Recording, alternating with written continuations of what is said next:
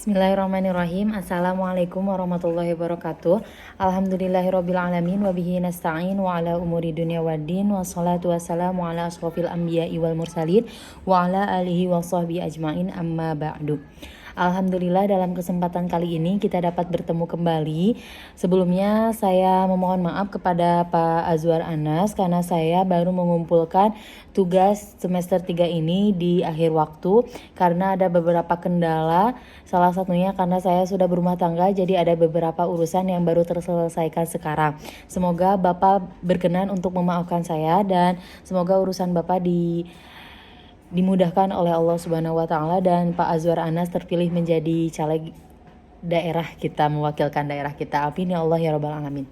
Sebelumnya perkenalkan terlebih dahulu, nama saya Wilda Modoti Anila. Di sini saya akan mempresentasikan judul dari makalah saya, yaitu faktor strategi kebijakan pendidikan dalam mata kuliah kebijakan pendidikan Islam.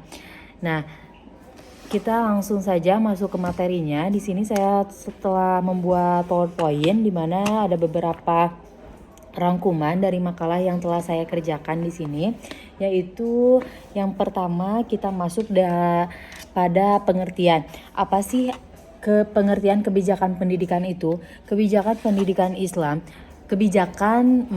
pengertian kebijakan pendidikan.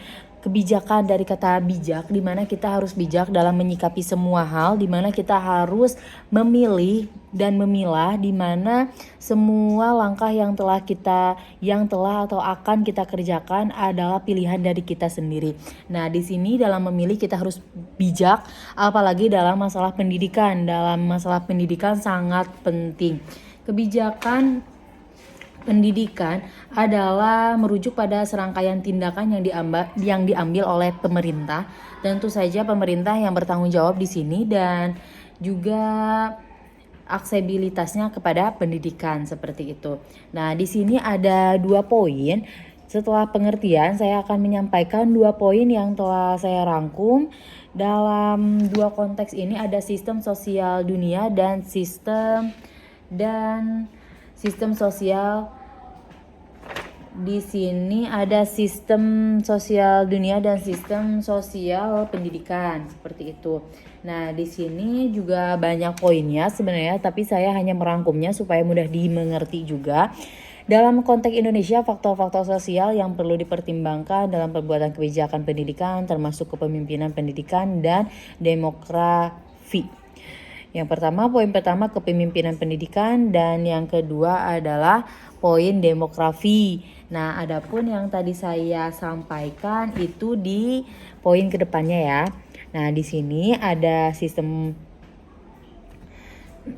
sebelumnya di sini ada sistem politik, sistem budaya, dan sistem ekonomi.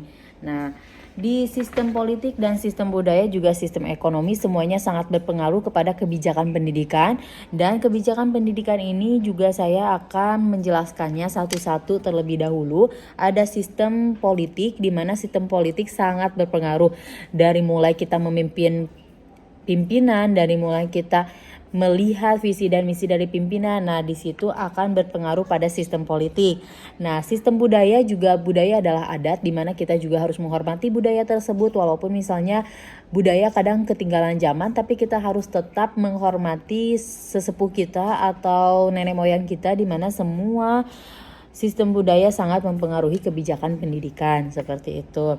Nah, selanjutnya sistem ekonomi. Sistem ekonomi sebenarnya sangat berpengaruh kepada semua hal, karena semua hal memang membutuhkan ekonomi. Seperti kata pepatah, uang memang tidak membuat kita bahagia, tapi dengan uang semua akan lebih mudah dan lebih bahagia pastinya. Jadi ekonomi sangat berarti dalam kebijakan pendidikan, dan seperti itulah faktanya bahwa ekonomi tidak bisa kita singkirkan atau tidak dianggap, karena ekonomi sangat penting.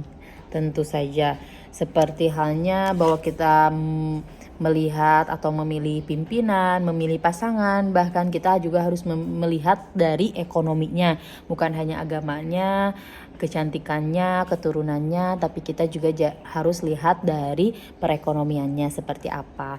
Karena perekonomian sangat mempengaruhi kepada perilaku atau karakter seseorang, di mana ada karakter orang yang mental miskin seperti membiasakan orang minta-minta, atau faktor orang kaya seperti membiasakan bersedekah, membiasakan tidak meminta, karena kata pepatah tangan kanan lebih baik daripada tangan kanan di atas lebih baik daripada tangan kiri daripada tangan di bawah. Jadi memberi lebih baik daripada menerima, seperti itu. Tapi jika dikasih, terima kasih. Habis diterima, kita harus kasih terlebih lagi. Jadi sebenarnya kalau misalnya kita dikasih, ada rezeki seseorang yang harus menerima sebagian rezeki dari kita. Makanya disebut terima kasih. Itu hanya selingan saja karena sistem ekonomi sangat penting dan saya lebih berfokus pada penyampaian sistem ekonomi itu. Nah, di sini juga banyak faktornya seperti faktor globalisasi. Faktor globalisasi itu dalam kata ya, dari kata global itu artinya globalization atau suatu proses masuknya suatu negara ke dalam pergaulan dunia. Jadi sangat berpengaruh, semua pengaruh dari mulai manusia, individu sampai sosial, bahkan dunia dan internasional, semua sangat berpengaruh kepada kebijakan pendidikan di Indonesia, seperti itu. Jadi semua sangat berpengaruh dari mulai apa yang kita ucapkan, apa yang kita perilakukan, apa yang ada di lingkungan kita sangat berpengaruh kepada sistem kebijakan pendidikan. Terima kasih kepada teman-teman dan semua yang telah memperhatikan presentasi saya. Di sini saya akan lanjut ke kesimpulan, di mana kesimpulannya adalah di sini. Kesimpulannya adalah ada 3 poin, di mana secara singkat faktor-faktor strategi kebijakan pendidikan di Indonesia mencakup ada 4 faktor.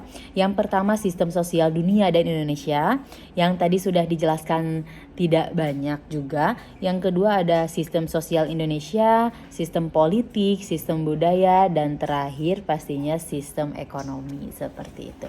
Jadi terima kasih kepada semua yang telah menghadiri atau memperhatikan presentasi saya. Semoga bermanfaat khususnya untuk saya sendiri dan umumnya untuk kita semua. Saya pamit undur diri dan sebelumnya ada pantun terlebih dahulu. Jika dari kulit keluar darah itu artinya kulit terluka.